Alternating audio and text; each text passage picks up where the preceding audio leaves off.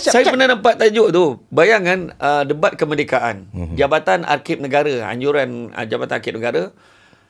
Saya UiTM lawan USM. Ingat USM Pulau Pinang. Tajuk Malaysia boleh. Gila betul jadi Bangkang. Itu tajuk je Malaysia boleh. Yang jadi hakim Jabatan Arkib Negara semua kerajaan. Betul lah.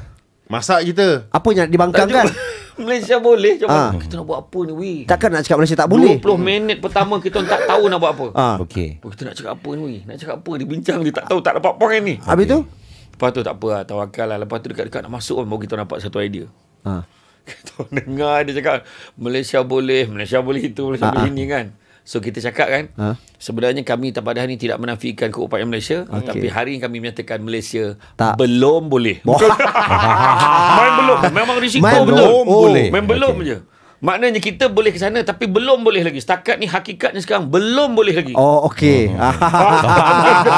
Faham. Itu dia, kita punya mind kena cepat tau. Aku tak boleh beza duduk ni penceramah pendakwah ke ataupun ahli politik ni. Okey, sebelum kita tadi kita punya cerita, kita nak tahu Ustaz sebelum ni bekerja sebagai kaki tangan kerajaan apa semua, tapi sebelum kita terputus cerita dengan best ni cerita ni kan.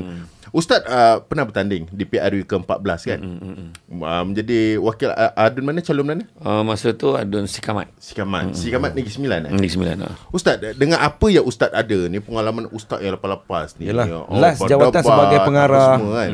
Dan kita tengok daripada Ustaz berborak pun bab politik, cara untuk berdebat di dalam semua dalam kepala je. Parlimen main-main Ustaz pernah masuk apa semua kan.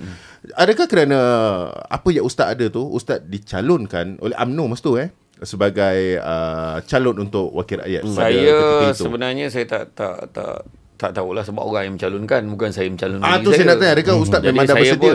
Saya pun tak ada jawapan. Saya pun tak pernah expect pun.